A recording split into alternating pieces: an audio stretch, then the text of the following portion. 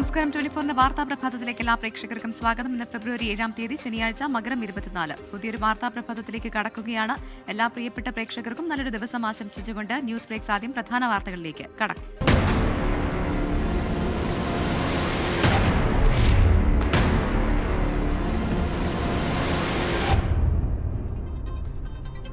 News breaks വിശദമായ വാർത്തയിലേക്ക് കടക്കുന്നു. ഞാൻ പ്രവിത ലക്ഷ്മി. റഷ്യൻ എണ്ണ വാങ്ങുന്നതിൽ ഇന്ത്യയ്ക്ക് മേൽ ചുമത്തി 25% പിഴത്തീരുവ ഒഴിവാക്കിയ ഉത്തരവിൽ ഒപ്പിട്ട് അമേരിക്കൻ പ്രസിഡന്റ് ഡൊണാൾഡ് ട്രംപ്. ഇന്ത്യയും അമേരിക്കയും വ്യാപാര കരാറിന് അന്തിമ രൂപം നൽകിയതിന് പിന്നാലെയാണ് ട്രംപിന്റെ നടപടി. ഇതോടെ ഇന്ത്യയ്ക്ക് മേലുള്ള അമേരിക്കയുടെ ഇറക്കുമതി തീരുവ 18% കുറയും.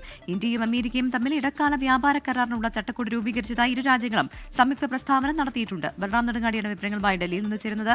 Balram, good morning. ഇന്ത്യയെ സംബന്ധിച്ച് ഏറെ പ്രധാനപ്പെട്ട ഒന്നാണ് ഈ കരാറിൽ ഇപ്പോൾ ഡൊണാൾഡ് ട്രംപ് ഒപ്പുവെച്ചിരിക്കുന്നു. 18% തീരുവയായി ഇന്ത്യയുടെ പിഴത്തീരുവ മാറിയിട്ടുണ്ട്.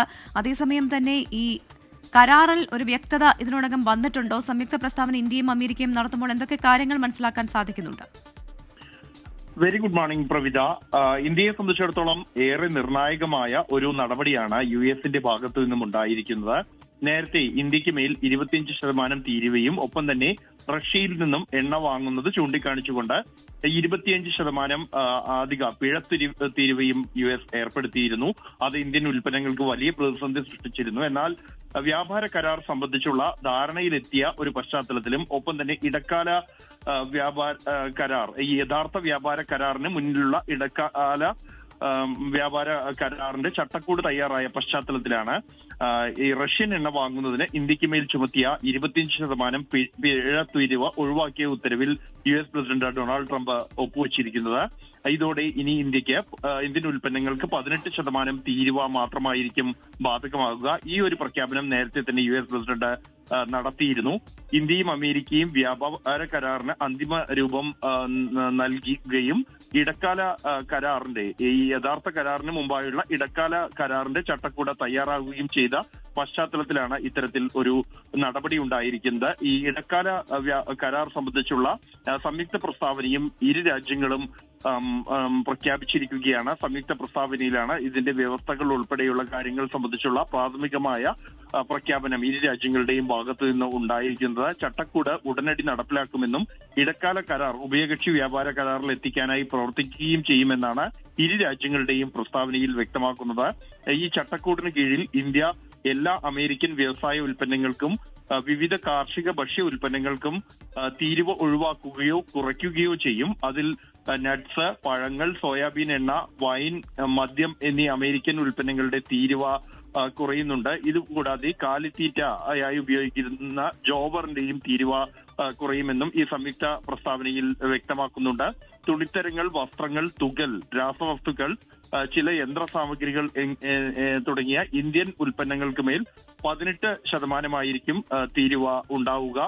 ഒപ്പം ഇന്ത്യൻ വിമാനഭാഗങ്ങൾക്ക്, ഇന്ത്യയിൽ നിന്നും കയറ്റുമതി ചെയ്യുന്ന യുഎസിലേക്ക് കയറ്റുമതി ചെയ്യുന്ന വിമാനഭാഗങ്ങൾക്ക് മേൽ ചുമത്തിയ തീരുവയും ഒഴിവാക്കുന്നുണ്ട്. 5 വർഷത്തിനിടെ $50,000 കോടി അമേരിക്കൻ ഉൽപ്പന്നങ്ങൾ ഇന്ത്യ വാങ്ങുമെന്നും ഈ ഇടക്കാല കരാറിന്റെ ചട്ടക്കൂടിൽ വ്യക്തമാക്കുന്നുണ്ട്. അമേരിക്കൻ ഊർജ്ജ ഉൽപ്പന്നങ്ങൾ, വിമാനങ്ങൾ, വിലയേറിയ ലോഹങ്ങൾ, സാങ്കേതിക ഉൽപ്പന്നങ്ങൾ, ഉരുക്ക് വ്യവസായത്തിനുള്ള കോക്കിംഗ് കോൾ എന്നിവ 5 വർഷത്തേക്ക് ഇന്ത്യ വാങ്ങുന്നുണ്ട്. ഈ ഉഭയകക്ഷി വ്യാപാരത്തെ ബാധിക്കുന്ന താരിഫ് ഇതര തടസ്സങ്ങൾ ഇന്ത്യയും അമേരിക്കയും പരിഹരിക്കും എന്നാണ് ഇന്ത്യയുടെ പ്രസ്താവനയിൽ വ്യക്തമാക്കുന്നത്. യുഎസ് ഭക്ഷ്യ കാർഷിക ഉൽപ്പന്നങ്ങളുടെ വ്യാപാരത്തിന് ദീർഘകാലമായി നിലനിൽക്കുന്ന താരിഫ് ഇതര തടസ്സങ്ങൾ പരിഹരിക്കാൻ തീരുമാനിച്ചിരിക്കുന്നുവെന്നും ഈ താരിഫ് നിരക്കുകളിൽ എന്തെങ്കിലും മാറ്റമുണ്ടായാൽ അതിന്റെ പ്രതിബന്ധതകൾ പരിഷ്കരിക്കും എന്നുമാണ് ഇന്ത്യയുടെ പ്രസ്താവനയിൽ അറിയിക്കുന്നത്. ഇന്ത്യൻ ഉൽപ്പന്നങ്ങളുടെ താരിഫ് കുറയ്ക്കുന്നത് എന്ന ഒരു ആവശ്യം ഇന്ത്യ മുന്നോട്ട് വെച്ചിട്ടുണ്ട്. അക്കാര്യം പരിഗണിക്കാമെന്ന ഉറപ്പ് യുഎസ് നൽകിയിട്ടുണ്ട് എന്നുമാണ് ഇന്ത്യയുടെ പ്രസ്താവനയിൽ അറിയിക്കുന്നത്. അതോടൊപ്പം ബൽറാം, ഇതിൽ ഏറ്റവും പ്രധാനപ്പെട്ട ഒരു വ്യവസ്ഥ എന്ന് പറയുന്നത് റഷ്യയിൽ നിന്ന് എണ്ണ ഇന്ത്യ വാങ്ങുന്നത് കുറയ്ക്കണം എന്നുള്ളതാണ്. ഇതിൽ പ്രധാനമായി എന്ത് നയമാണ് ഇന്ത്യ സ്വീകരിച്ചിരിക്കുന്നത്? ഇതിലൊരു വ്യക്തത ഇതിനോടകം വന്നിട്ടുണ്ടോ? പ്രവിധ, ആ ഒരു വ്യവസ്ഥയിൽ ഇതുവരെയും വ്യക്തത ഉണ്ടായിട്ടില്ല. ഇന്ത്യയുടെ പ്രസ്താവനയിലും അക്കാര്യം പരാമർശിക്കുന്നില്ല എന്നുള്ളത് തന്നെയാണ് ഏറ്റവും ശ്രദ്ധേയം. കഴിഞ്ഞ ദിവസം പാർലമെന്റിൽ പ്രധാനമന്ത്രിയും വ്യവസായ മന്ത്രി പീയൂഷ് ഗോയലും ഈ കരാർ സംബന്ധിച്ച് സംസാരിച്ചിരുന്നു. കേന്ദ്ര മന്ത്രി പീയൂഷ് ഗോയൽ പ്രസ്താവന തന്നെയാണ് നടത്തിയത്. അതിൽ റഷ്യൻ എണ്ണ വാങ്ങുന്നതുമായി ബന്ധപ്പെട്ട് കൃത്യമായ ഒരു വിശദീകരണം ഉണ്ടായിട്ടില്ല. അതേസമയം വെനിസ്വേലയിൽ നിന്നും എണ്ണ വാങ്ങുന്ന അതുമായി ബന്ധപ്പെട്ട് വിദേശകാര്യ മന്ത്രാലയത്തിന്റെ വാർത്താ സമ്മേളനത്തിൽ വിശദീകരണം നൽകിയിരുന്നു. നേരത്തെ തന്നെ വെനിസ്വേലയിൽ നിന്നും ഇന്ത്യ ഊർജ മേഖലയിൽ സഹകരിക്കുന്നുണ്ട് എന്നും അത് സംഘർഷ സാഹചര്യങ്ങളെ തുടർന്നും ഉപരോധത്തെ തുടർന്നുമാണ് നിർത്തിവെച്ചത് എന്നുമായിരുന്നു നൽകിയ വിശദീകരണം. ഇന്ത്യയുടെ താൽപര്യങ്ങൾ, ഊർജ സംരക്ഷണ താൽപര്യങ്ങൾ സംരക്ഷിക്കാനുള്ള നടപടി ഉണ്ടാകും എന്നുള്ള ഒരു വിശദീകരണം മാത്രമാണ് വിദേശകാര്യ മന്ത്രാലയത്തിൽ നിന്ന് ലഭിച്ചത്. എന്നാൽ ഈ ഇടക്കാല കരാർ സംബന്ധിച്ചുള്ള അതിന്റെ ചട്ടക്കൂട് സംബന്ധിച്ചുള്ള സംയുക്ത പ്രസ്താവന പുറത്തിറങ്ങിയ പശ്ചാത്തലത്തിൽ കേന്ദ്ര സർക്കാരിന്റെ ഭാഗത്തു നിന്നും ഇതുമായി ബന്ധപ്പെട്ടുള്ള ഒരു വ്യക്തത ഉടൻ ഉണ്ടാകും എന്ന് തന്നെയാണ് പ്രതീക്ഷിക്കുന്നത്. റഷ്യ അതേസമയം വ്യക്തമാക്കിയത് ഇത്തരത്തിൽ റഷ്യയിൽ നിന്നും എണ്ണ വാങ്ങുന്നതുമായി ബന്ധപ്പെട്ട് ഇതുവരെയും ഔദ്യോഗികമായ ആശയവിനിമയം ഇന്ത്യ നടത്തിയിട്ടില്ല എന്നുള്ളത് തന്നെയാണ്. അത്തരത്തിൽ നടത്തിയതായി കേന്ദ്ര സർക്കാരും അറിയിച്ചിട്ടില്ല ഇതുവരെ. അത്തരത്തിൽ ഒരു തീരുമാനം എടുത്തിട്ടുണ്ടോ? യുഎസുമായുള്ള ധാരണ, യുഎസ് അവകാശപ്പെടുന്നത് പോലെ റഷ്യൻ എണ്ണ വാങ്ങുന്നത് നിർത്താൻ ഇന്ത്യ തീരുമാനിച്ചിട്ടുണ്ടോ എന്നീ കാര്യങ്ങൾ സംബന്ധിച്ചുള്ള ഔദ്യോഗികമായ ഒരു സ്ഥിരീകരണം കേന്ദ്ര സർക്കാരിന്റെ ഭാഗത്തു നിന്നും ഉടൻ ഉണ്ടാകും എന്ന് തന്നെയാണ് പ്രതീക്ഷിക്കുന്നത്. പ്രവിത, വ്യക്തമാണ്. ബൽറാം നെടുങ്ങാടിയാണ് ഡൽഹിയിൽ നിന്ന് വിവരങ്ങൾ നൽകിയത്. ഏറ്റവും പ്രധാനപ്പെട്ട ഒന്നാണ് ഇപ്പോൾ ഇന്ത്യയെ സംബന്ധിച്ച് നടന്നിരിക്കുന്നത്. റഷ്യൻ എണ്ണ വാങ്ങുന്നതിൽ ഇന്ത്യക്ക് മേൽ ചുമത്തി 25% പിഴത്തിരിവ് ഒഴിവാക്കിയ ഉത്തരവിലാണ് ഇപ്പോൾ അമേരിക്കൻ പ്രസിഡന്റ് ഡൊണാൾഡ് ട്രംപ് ഒപ്പിട്ടിരിക്കുന്നത്. ഇതോടെ ഇന്ത്യയുടെ പിഴത്തിരിവ് 18% കുറയും എന്നുള്ളതാണ്. അതേസമയം തന്നെ റഷ്യയിൽ നിന്ന് എണ്ണ വാങ്ങുന്നതുമായി ബന്ധപ്പെട്ട എന്താണ് നയമെന്നതിൽ ഇന്ത്യ ഇതുവരെ ഒരു തീരുമാനം പ്രഖ്യാപിച്ചിട്ടില്ല. അതിനെക്കുറിച്ചുള്ള കൂടുതൽ വിശദാംശങ്ങൾ ഉടൻ തന്നെ ഉണ്ടാകുമെന്ന് പ്രതീക്ഷിക്കുകയാണ്. എന്താകും ഇന്ത്യയുടെ നിലപാടെന്നതിനെക്കുറിച്ചുള്ള വിവരങ്ങൾ ഇന്ന് തന്നെ ഉണ്ടാകുമെന്ന് പ്രതീക്ഷിക്കാം. ഇന്നത്തെ പ്രധാന വാർത്തകളുടെ സമഗ്ര ചിത്രവുമായി 24ന്റെ പ്രതിനിധികൾ വിവിധയിടങ്ങളിൽ നിന്ന് ചേരുകയാണ്. കൊച്ചിയിൽ നിന്ന് വിഷ്ണു സുരേഷ്, തിരുവനന്തപുരത്ത് നിന്ന് അജ്മൽ ദിറാർ, കോഴിക്കോട് നിന്ന് അജയ് കുഞ്ഞുമോൾ, ഡൽഹിയിൽ നിന്ന് ബൽറാം നെടുങ്ങാടി എന്നിവരാണ് ചേരുന്നത്. ആദ്യം തിരുവനന്തപുരത്തേക്ക് പോകുന്നു. അജ്മൽ ദിറാർ ചേരുന്നുണ്ട്. Ajmal, good morning. പ്രധാനമായും ശബരിമല സ്വർണ്ണക്കൊള്ളയുമായി ബന്ധപ്പെട്ടുള്ള തുടരന്വേഷണത്തിലെ കൂടുതൽ വിശദാംശങ്ങൾ എന്ന് വരാനിരിക്കുകയാണ്. പ്രത്യേകിച്ച് പ്രധാന പ്രതിയായ ഉണ്ണികൃഷ്ണൻ പോറ്റിക്ക് രാഷ്ട്രീയ പാർട്ടികളുമായ ബന്ധം, ഇത് ഉൾപ്പെടെയുള്ള കാര്യങ്ങളിൽ അന്വേഷണം നടത്തുന്നുണ്ട്. ഒപ്പം ട്രിവാൻഡ്രം ക്ലബ്ബ് വാഹനാപകടത്തിൽ മണിയൻ പിള്ള രാജുവിന്റെ രാസപരിശോധനാ റിപ്പോർട്ട് ഇന്ന് പുറത്തു വരുന്നുണ്ട്. എങ്ങനെയാകും വാർത്തകളുടെ സൂചന? Good morning Pravitha. ശബരിമല സ്വർണ്ണക്കൊള്ളയുമായിട്ട് ബന്ധപ്പെട്ട് ഒരു വാർത്താ പകൽ തുടങ്ങുമ്പോൾ നമുക്ക് ഏറ്റവും പ്രധാനപ്പെട്ട ഒരു വാർത്ത പ്രേക്ഷകരോട് പങ്കുവയ്ക്കാനുള്ളത്, ശബരിമല സ്വർണ്ണക്കൊള്ളയിൽ ഇപ്പോൾ സ്വാഭാവിക ജാമ്യം കിട്ടുന്ന പ്രതികളുടെ എണ്ണം അനുദിനം കൂടി വരികയാണ്. ഇപ്പോൾ ജയിലിൽ അടച്ചിരുന്ന വളരെ പ്രധാനപ്പെട്ട കേസിലെ ഏറ്റവും പ്രധാനപ്പെട്ട പ്രതികൾ, അതിൽ ഏറ്റവും പ്രധാനപ്പെട്ട പങ്കുണ്ട് എന്ന് സംശയിച്ചിരുന്ന 4 പേരാണ് ഇപ്പോൾ നിലവിൽ പുറത്തായിട്ടുള്ളത്. അതുകൂടാതെ KS ബൈജുവും അതുപോലെ തന്നെ വാസുവും പോലെയുള്ള മറ്റ് പ്രധാനപ്പെട്ട 3 പ്രതികൾക്ക് കൂടി അടുത്ത ദിവസങ്ങൾ തന്നെ സ്വാഭാവിക ജാമ്യം അനുവദിക്കാനുള്ള എല്ലാ സാധ്യതകളും നിലനിൽക്കുന്നുണ്ട്. കാരണം അവർക്ക് 90 ദിവസം അവരുടെ റിമാൻഡ് കാലാവധി കഴിയാനുള്ള ദിവസം കഴിഞ്ഞിരിക്കുകയാണ്. വളരെ അടുത്ത് തന്നെ അവർക്കും സ്വാഭാവിക ജാമ്യത്തിലേക്ക് കടന്നേക്കാം. ഉണ്ണികൃഷ്ണ പോറ്റിയുമായിട്ട് ബന്ധപ്പെട്ട് ഉണ്ണികൃഷ്ണ പോറ്റി ഇപ്പോൾ പുറത്തിറങ്ങിയതിന് ശേഷം അദ്ദേഹത്തിൻ്റെ രാഷ്ട്രീയ ബന്ധങ്ങളെക്കുറിച്ച് കൂടി SIT അന്വേഷിച്ച് തുടങ്ങാൻ പോവുകയാണ്. കാരണം ഉണ്ണികൃഷ്ണ പോറ്റി കേവലം ഒരു ക്ഷേത്ര പൂജാരിയിൽ നിന്നും അദ്ദേഹം വാങ്ങിക്കൂട്ടിയ ഭൂമിയുടെ അളവിലും അദ്ദേഹം സമ്പാദിച്ച സ്വത്തിൻ്റെ കാര്യത്തിലായാലും SITക്ക് വലിയ വലിയ സംശയങ്ങളാണ് അക്കാര്യത്തിൽ നിലനിൽക്കുന്നത്. കാരണം ഉണ്ണികൃഷ്ണ പോറ്റിയുടെ അയൽവാസിയായിട്ടുള്ളയാൾ ഉണ്ണികൃഷ്ണ പോറ്റിയുടെ വീട്ടിൽ നിരന്തരം രാഷ്ട്രീയ പാർട്ടി പ്രതിനിധികളും അതോടൊപ്പം തന്നെ ചലച്ചിത്ര താരങ്ങളും അടക്കം സന്ദർശനം നടത്തിയിരുന്നു എന്നുള്ള മൊഴി ഇക്കഴിഞ്ഞ കുറച്ച് ദിവസങ്ങൾക്ക് മുമ്പ് നൽകിയിട്ടുണ്ടായിരുന്നു. അദ്ദേഹത്തിൽ നിന്ന് മൊഴി ശേഖരിച്ച SIT അതിൻ്റെ ചിത്രങ്ങൾ കൂടി കഴിഞ്ഞ ദിവസങ്ങൾ ശേഖരിച്ചിട്ടുണ്ടായിരുന്നു. അതുകൂടാതെ അദ്ദേഹവുമായി കടകംപള്ളി സുരേന്ദ്രനും അതോടൊപ്പം തന്നെ അടൂർ പ്രകാശ് MPയും അടക്കമുള്ള മുതിർന്ന നേതാക്കൾക്ക് ബന്ധമുണ്ട് എന്ന വിവരങ്ങൾ കൂടി പുറത്തു വരുന്ന സാഹചര്യത്തിൽ കൂടുതൽ അദ്ദേഹവുമായി ചേർന്ന് നിൽക്കുന്ന രാഷ്ട്രീയ പാർട്ടി പ്രതിനിധികളും ചലച്ചിത്ര താരങ്ങളിലേക്കും കൂടി അന്വേഷണം വ്യാപിപ്പിക്കാനുള്ള ശ്രമത്തിലാണ് നിലവിൽ SIT ഉള്ളത്. ഇതിനെ പ്രതിപക്ഷം സ്വാഭാവികമായി നോക്കിക്കാണുന്നത്, ഇത് ഈ പറയുന്ന പ്രതികൾക്ക് കിട്ടുന്ന സ്വാഭാവിക ജാമ്യമായാലും അതോടൊപ്പം തന്നെ ഈ കേസിൽ ഉൾപ്പെട്ടിരിക്കുന്ന മറ്റ് ഭരണപക്ഷത്തുള്ള ഏതെങ്കിലും പ്രധാനപ്പെട്ട നേതാക്കളിലേക്ക് ഈ അന്വേഷണം വഴിതിരിഞ്ഞു പോകുന്നതുമൊക്കെ ഈ നിലവിൽ ഭരണം നടത്തുന്ന സർക്കാർ ഈ എസ് ഐ ടിക്ക് മേലുള്ള സർക്കാരിൻ്റെ സമ്മർദ്ദമാണ് ഈ വിഷയങ്ങൾ നിലവിൽ കൂടുതൽ അറസ്റ്റുകളിലേക്ക് കടക്കാത്തതും ഈ സ്വാഭാവിക ജാമ്യം ലഭിക്കുന്നതെന്നുമാണ് പ്രതിപക്ഷം ആരോപിക്കുന്നത്. എന്നാൽ അടുത്തിടെ ഹൈക്കോടതിയിൽ നിന്നും ഈ കേസിൽ എസ് ഐ ടിക്ക് കിട്ടിയ അംഗീകാരം എന്നത് മികച്ച അന്വേഷണ ഉദ്യോഗസ്ഥരാണ് ഇത് അന്വേഷിക്കുന്നതെന്നും കേസിൽ പ്രതികൾക്ക് ജാമ്യം കിട്ടുന്നത് ഏതെങ്കിലും തരത്തിൽ കേസിനെ ബാധിക്കുകയില്ല എന്നും ഒരു ഭാഗിക കുറ്റപത്രമല്ല ഒരു സമഗ്ര കുറ്റപത്രമാണ് ഈ വിഷയത്തിൽ കോടതി ആഗ്രഹിക്കുന്നതും അടക്കമുള്ള പരാമർശങ്ങൾ സർക്കാരിനെ ഒരു താൽക്കാലികമായെങ്കിലും ഒരു ആശ്വാസം നൽകുന്ന കാര്യമാണ്. തിരുവനന്തപുരത്ത് നിന്നുള്ള മറ്റൊരു പ്രധാനപ്പെട്ട വാർത്ത എന്ന് പറയുന്നത് മണിയമ്പിള്ള രാജുവുമായിട്ട് ബന്ധപ്പെട്ടാണ്. കഴിഞ്ഞ ദിവസം വ്യാഴാഴ്ച രാത്രി 9:45 ട്രിവാൻഡ്രം ക്ലബ്ബിൽ നിന്ന് പുറത്തേക്ക് ഇറങ്ങിയ മണിയമ്പിള്ള രാജുവിൻ്റെ വാഹനത്തിലേക്ക് ബൈക്ക് യാത്രികരായ 2 യുവാക്കൾ വന്നിരിക്കുന്നതും എന്നാൽ ആ സമയത്ത് അവിടെ വാഹനം നിർത്താതെ മണിയമ്പിള്ള രാജു വളരെ വേഗം വാഹനം ഓടിച്ചു പോയതുമായ ഒരു സംഭവം ഉണ്ടായത്. അത് വളരെ വിവാദമായ പശ്ചാത്തലത്തിൽ ഇന്നലെ രാവിലെയോടെ മണിയമ്പിള്ള രാജുവിനെ മ്യൂസിയം പോലീസ് സ്റ്റേഷനിലേക്ക് വിളിച്ചു വരുത്തുകയും അദ്ദേഹത്തെ അറസ്റ്റ് രേഖപ്പെടുത്തി വൈദ്യപരിശോധനകൾക്ക് ശേഷം അദ്ദേഹത്തെ വിട്ടയക്കുകയും ചെയ്തിട്ടുണ്ടായിരുന്നു. എന്നാൽ അദ്ദേഹത്തിൻ്റെ വൈദ്യപരിശോധനാ ഫലം ഇന്നോ നാളെയോ ആയി പുറത്തു വരുമെന്നാണ് ഇപ്പോൾ നിലവിൽ പുറത്തു വരുന്ന വിവരങ്ങൾ. അതുകൂടാതെ ഈ സംഭവം കഴിഞ്ഞ 10 മണിക്കൂറിന് ശേഷമാണ് പോലീസ് ഈ വിഷയത്തിൽ ഇടപെട്ടത് എന്നതുകൊണ്ട് ഈ വിഷയത്തിൽ രാസപരിശോധനാ ഫലം കൂടി അദ്ദേഹം മദ്യപിച്ചിരുന്നു എന്ന തരത്തിലുള്ള ആരോപണങ്ങളൊക്കെ പലതരത്തിൽ നിന്ന് പല ഭാഗങ്ങളിൽ നിന്നൊക്കെ ഉയർന്നു വരുന്ന പശ്ചാത്തലത്തിൽ രാസപരിശോധനാ ഫലം കൂടി ശേഖരിക്കുവാനുള്ള ശ്രമത്തിലാണ് പോലീസുള്ളത്. അതുകൂടാതെ പോലീസിൻ്റെ ഭാഗത്തു നിന്ന് ചില വീഴ്ചകൾ ഇക്കാര്യത്തിൽ സംഭവിച്ചതായും പല കോണുകളിൽ നിന്നുള്ള ആരോപണങ്ങൾ ഉയർന്നു വരുന്നുണ്ട്. ആ സാഹചര്യത്തിൽ പോലീസിൻ്റെ ഭാഗത്ത് നിന്ന് ഏതെങ്കിലും തരത്തിലുള്ള വീഴ്ച സംഭവിച്ചിട്ടുണ്ടോ എന്നത് പരിശോധിക്കുമെന്നും ഉന്നത പോലീസ് അധികാരികൾ ഈ വിഷയത്തെക്കുറിച്ച് പ്രതികരിച്ചിട്ടുണ്ട്. പ്രവിധ ശരി, അങ്ങനെ വാർത്താ സമ്പന്നമാണ് തിരുവനന്തപുരത്തെ സംബന്ധിച്ച്. പ്രധാനമായും ശബരിമല സ്വർണ്ണക്കൊള്ളയുമായി ബന്ധപ്പെട്ട് ഉണ്ണികൃഷ്ണൻ പോറ്റിക്ക് രാഷ്ട്രീയ ബന്ധം ഉണ്ടോ, അതുമായി ബന്ധപ്പെട്ടുള്ള കൂടുതൽ അന്വേഷണത്തിലേക്കൊക്കെ അന്വേഷണ സംഘം കടക്കുന്നു എന്നുള്ളതാണ്. മറ്റൊന്ന് മണിയൻപിള്ള രാജുവിന്റെ രാസപരിശോധന ഫലം ഇന്ന് പുറത്തുവരും എന്നുള്ളതാണ് അപകടവുമായി ബന്ധപ്പെട്ട്. ഇനി കൊച്ചിയിലേക്ക് പോവുകയാണ്. വിഷ്ണു സുരേഷ് വിവരങ്ങളുമായി ചേരുന്നുണ്ട്. Vishnu, good morning. കൊച്ചിയെ സംബന്ധിച്ചും ഇന്ന് ഒരുപാട് വാർത്തകൾ വരാനിരിക്കുകയാണ്. ജോസ് കെ മാണി നയിക്കുന്ന LDFന്റെ മധ്യമേഖല വികസന മുന്നേറ്റ ജാഥ പത്തനംതിട്ട ജില്ലയിൽ 2ാം ദിനം പ്രചാരണം തുടരുന്നുണ്ട്. കൊച്ചി കളമശ്ശേരിയിൽ മരിച്ച നിലയിൽ കണ്ടെത്തിയ ബംഗളൂരു സ്വദേശി സൂരജ് ലാമിയുടെ മൃതദേഹം ഇന്ന് കുടുംബത്തിന് വിട്ടു നൽകുന്നുണ്ട്. ഒപ്പം 2 ദിവസത്തെ സന്ദർശനത്തിനായി കേരളത്തിലെത്തിയ BJP ദേശീയ അധ്യക്ഷൻ നിതിൻ നബീൻ ഇന്ന് മടങ്ങുകയും ചെയ്യും. അദ്ദേഹം ഇന്ന് കാലടിയിൽ സന്ദർശനം നടത്തും എന്നതുൾപ്പെടെയുള്ള റിപ്പോർട്ടുകളും പുറത്തു വരുന്നുണ്ട്. എങ്ങനെയാകും ഈ വാർത്തകളുമായി ബന്ധപ്പെട്ട സൂചനകൾ?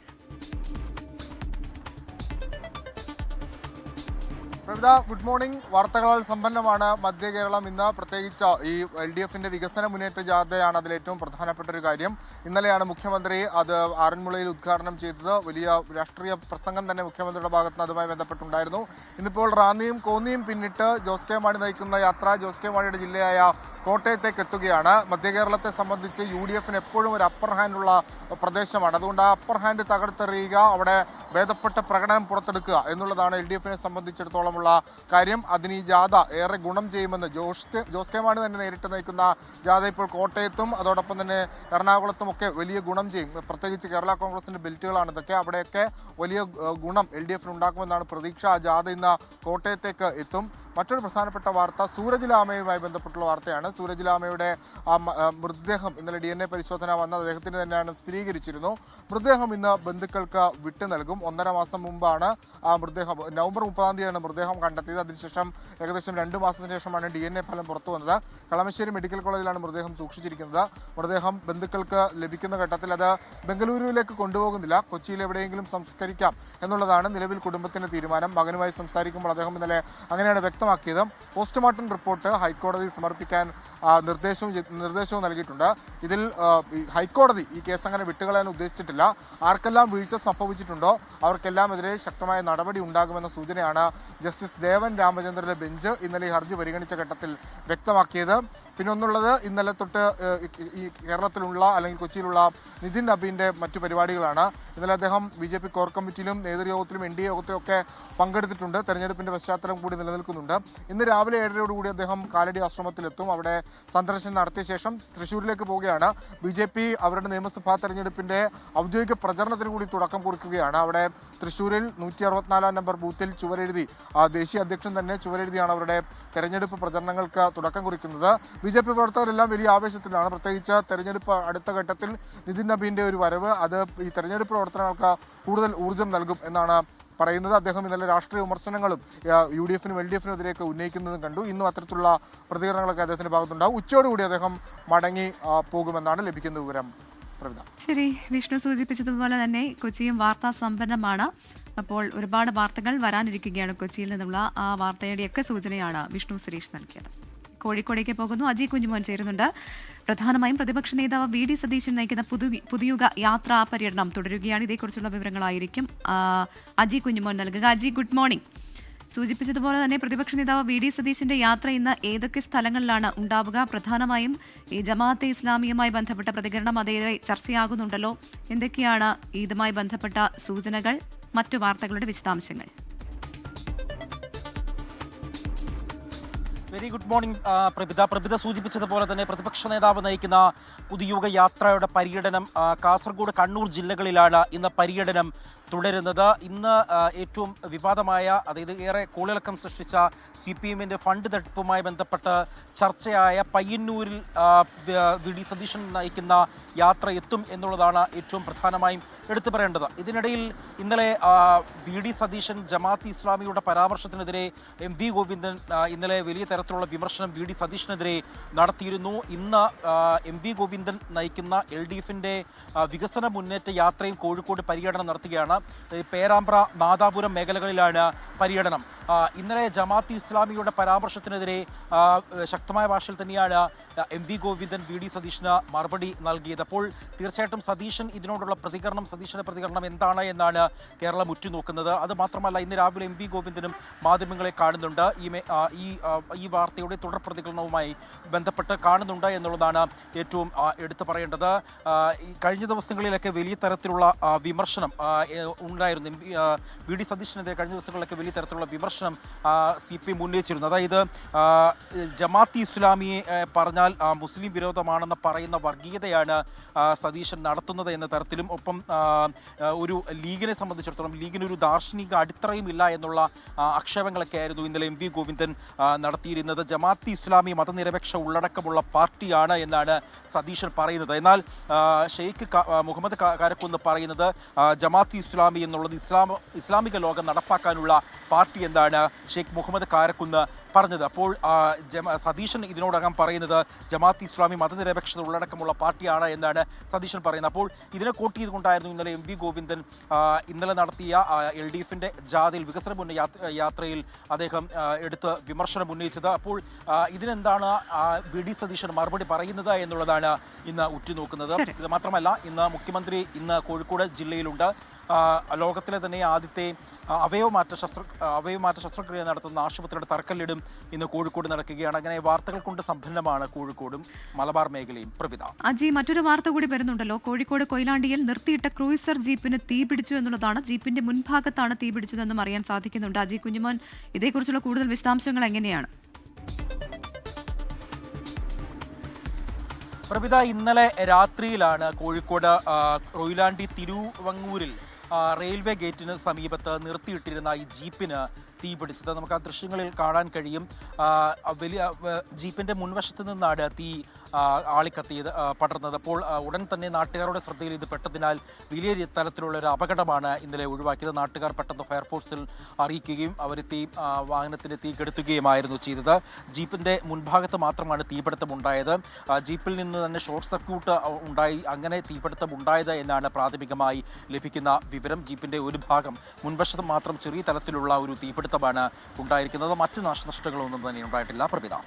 ശരി, അജി കുഞ്ഞുമോനാണ് വിവരങ്ങൾ നൽകിയത്. ഡൽഹിയിലേക്ക് പോകുന്നു. ബൽറാം നെടുങ്ങാടി ചേരുന്നുണ്ട് വിവരങ്ങളുമായി. Balram, good morning again. Uber, Rapido, Ola തുടങ്ങിയ സ്വകാര്യ ഓൺലൈൻ ടാക്സി സർവീസിലെ ഗിഗ് തൊഴിലാളികൾ ഇന്ന് പണിമുടക്കുകയാണല്ലോ. ഒപ്പം പ്രധാനമന്ത്രി നരേന്ദ്രമോദിയുടെ 2 ദിവസത്തെ മലേഷ്യൻ സന്ദർശനം ആരംഭിച്ചിട്ടുണ്ട്.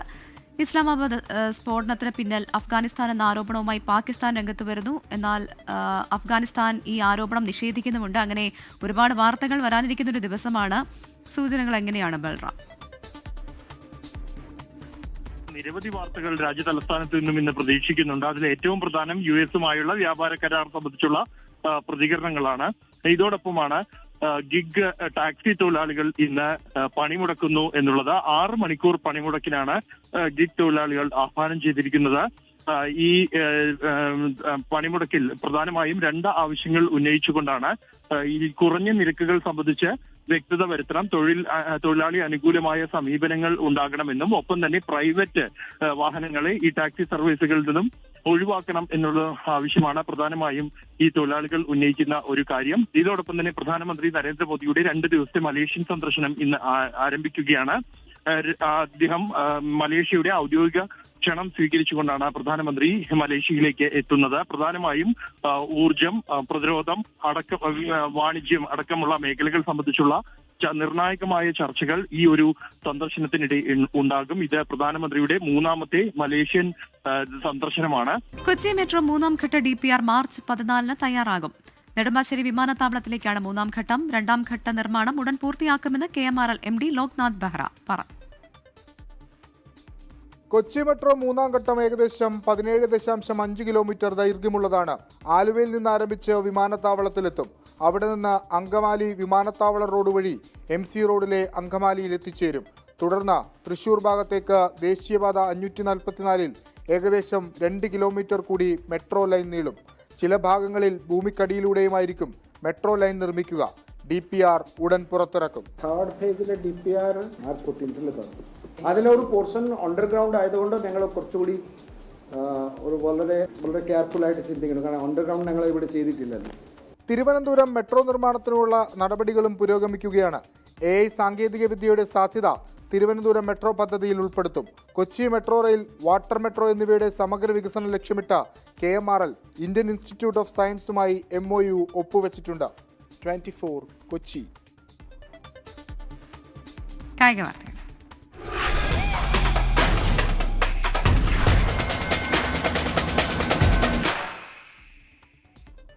T20 ലോകകപ്പിന്റെ 10ാം പതിപ്പിന് ഇന്ന് തുടക്കം. രാവിലെ 11-ന് കൊളംബോയിൽ നടക്കുന്ന പാകിസ്ഥാൻ നെതർലാൻഡ്സ് പോരാട്ടത്തോടെയാണ് മത്സരങ്ങൾക്ക് തുടക്കമാവുക.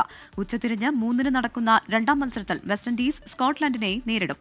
രാത്രി 7 മണിക്കാണ് നിലവിലെ ചാമ്പ്യന്മാരായ ഇന്ത്യയുടെ ആദ്യ മത്സരം. അമേരിക്കയാണ്. മുംബൈയിൽ നടക്കുന്ന മത്സരത്തിൽ എതിരാളികൾ. 20 ടീമുകളാണ് ഇത്തവണത്തെ ലോകകപ്പിൽ കിരീടത്തിനായി മാറ്റുരയ്ക്കുക. മാർച്ച് 8-നാണ് ഫൈനൽ. ന്യൂസ് ബ്രേക്സ് പൂർണ്ണമാകുന്നു.